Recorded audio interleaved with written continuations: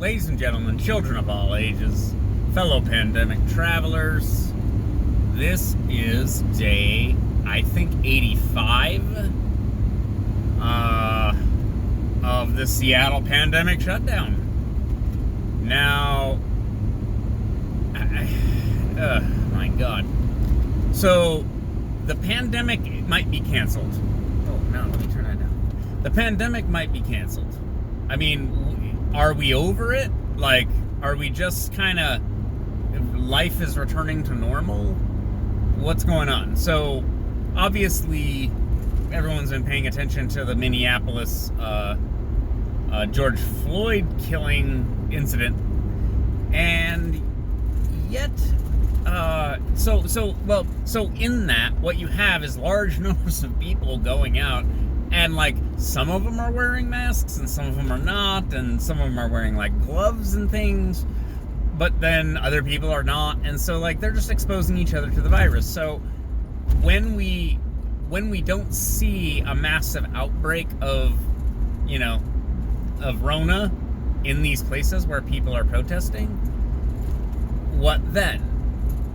Like, is it done? Is it over? Like, if you can go out and riot with like thousands of other people, like, is it safe? Right? I mean, that seems to be what we're seeing, so then we're gonna see the result, and then, at which point everyone's opinion is going to be colored. Oh, and we're not on I-5 today, because I'm already tired of I-5 when I have to stop on I-5. We're on Highway 99, so we're going to go over the Aurora Bridge. And the traffic is already much more to my liking. But this also will change. So, I don't know, next week I might take I-5 to show you how much more traffic there is, because people aren't following phasing. Again, as evidenced by this rioting and stuff in Minnesota, St. Paul, sort of thing. Like, people are just gonna go out and do what they want to do. And when you can't stop them, because to stop them means you need a police state of like a massive army of people to police everyone and stop them from going out and going to a salon and, going to a restaurant. Like, at that point it becomes unmanageable, at which point everyone basically goes, yeah, we're done with this. It's actually sort of similar, I think, to the Berlin Wall coming down. So, like, when we think about how the Soviet Union sort of dissolved, they sort of slowly, subtly lost control of various satellite states until they had to admit that, like, yeah, we're not really a union of anything now.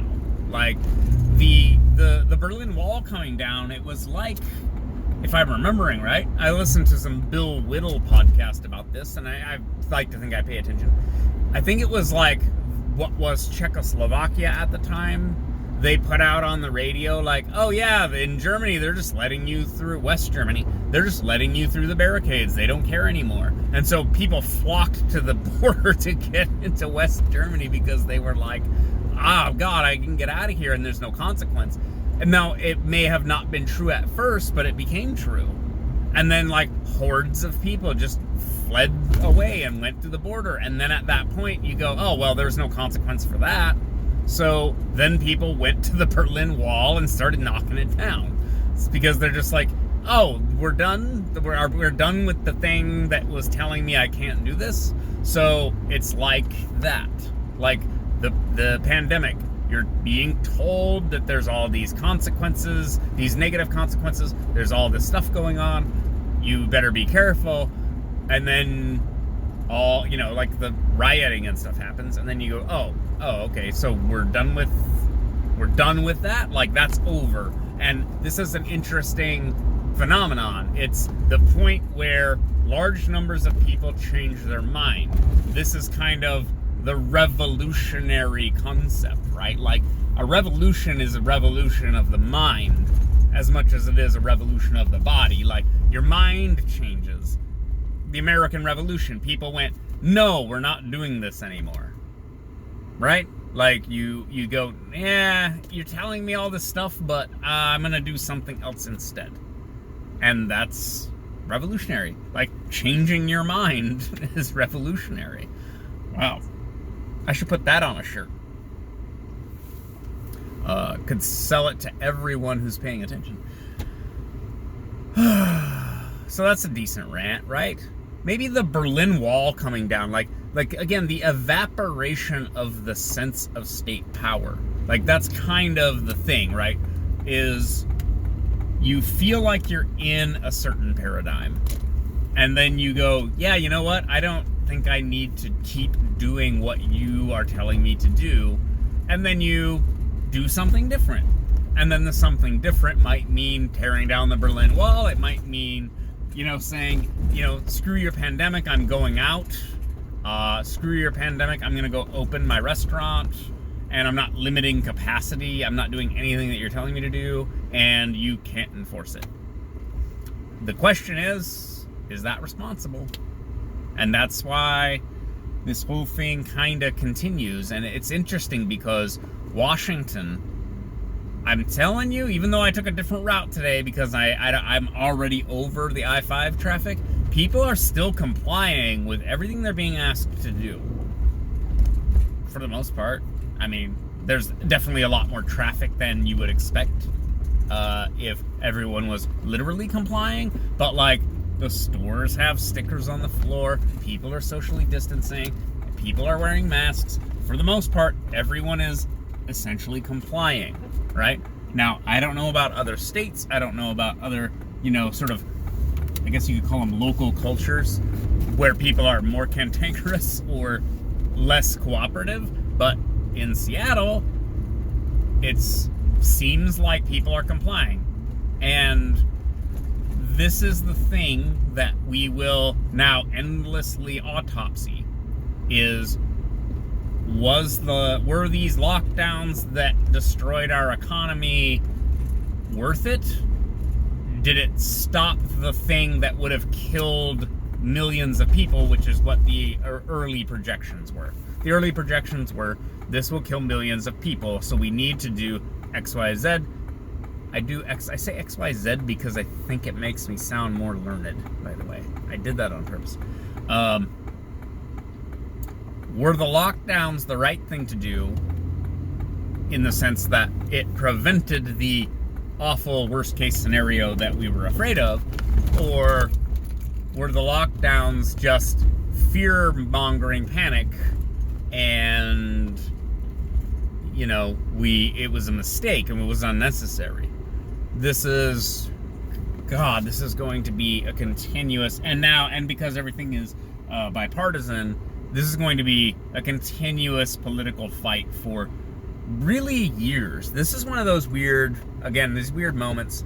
You might live through one of these. We're living through it right now, where like 10 years from now, the pandemic of 2020 will come up because people will reference it.